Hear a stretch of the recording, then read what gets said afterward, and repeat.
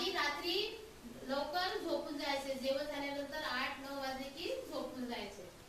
शाळेत व इतर वेळी मोठ्या माणसांशी आदराने वागावे.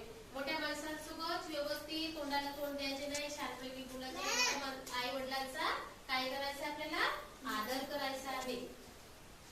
आपल्याला बरोबरच्या लहानाशी, आपल्यापेक्षा लहान मुलं आहेत त्यांच्याशी कसे प्रेमानं वागायचं आहे. जसे सानू आहे, अद्विका आहे, आपल्यापेक्षा लहान मुलं दिसले तर त्यांना मारायचं का नाही, त्यांच्याशी कसं प्रेमानं वागायचंय.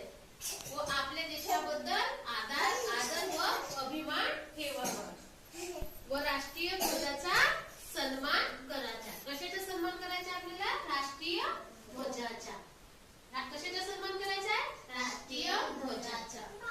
मग रोज तुम्ही नीटनेटके आंघोळ करून साफसुथरं स्वच्छ राहाल ना. ट्युशनला पण येताना रोज स्वच्छ आंघोळ हातपाय धुवून यायचे. ठीक आहे.